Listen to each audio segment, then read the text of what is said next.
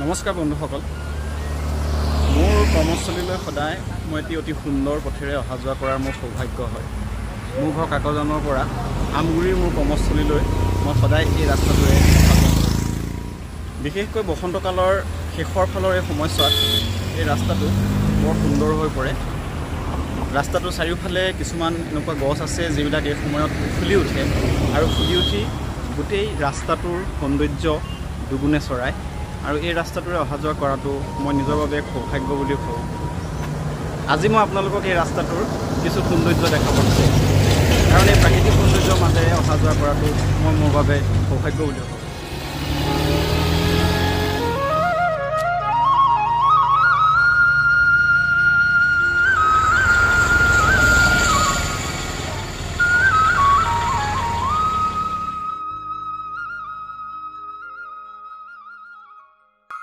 বন্ধুসকল মোৰ ঘৰ কাকজানৰ পৰা মোৰ কৰ্মস্থলী আমগুৰিলৈ মই সদায় এই ৰাস্তাটোৰেই অহা যোৱা কৰোঁ ৩৭ নং ৰাষ্ট্ৰীয় ঘাইপথেৰে মই ঘৰৰ পৰা আহি জাজিৰ পৰা এই পথেৰেই আমগুৰি দিশত যাওঁ আৰু এই ৫ কিলোমিটাৰ ৰাস্তা খুবেই সুন্দৰ আৰু এই ৰাস্তাখনত অহা যোৱা কৰি যথেষ্ট ভাল লাগে ৩৭ নং ৰাষ্ট্ৰীয় ঘাইপথৰ যি যান-জঁট বা ৰাস্তা বনাই থকাৰ যি পৰিৱেশ ভগাচিগা ৰাস্তা তাৰ পৰা আহি এইখিনি পোৱাৰ লগে লগে অৰ্থাৎ জাজি দলং পাৰ হৈ যেতিয়া সোঁহাতেৰে আমগুৰিৰ দিশত সোমাই দিওঁ এই ৰাস্তাখন খুবেই উপভোগ্য আৰু আজি মই আপোনালোকক দেখুৱাব খুজিছোঁ এই ৰাস্তাটোৰ সৌন্দৰ্য এই ৰাস্তাটোৰে অহা যোৱা কৰি মনত কি এক আনন্দৰ অনুভূতি জাগি উঠে সেয়া আপোনালোকে নিজে আহিলেহে বুজি পাব আহকচোন এই ৰাস্তাটোৰ সৌন্দৰ্য উপভোগ কৰোঁ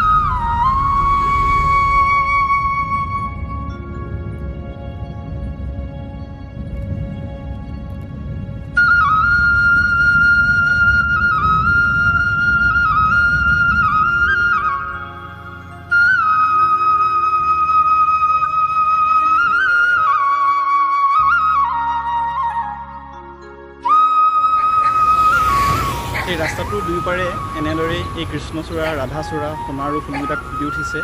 আৰু বৰ এটা মোহনীয় পৰিৱেশৰ সৃষ্টি হৈছে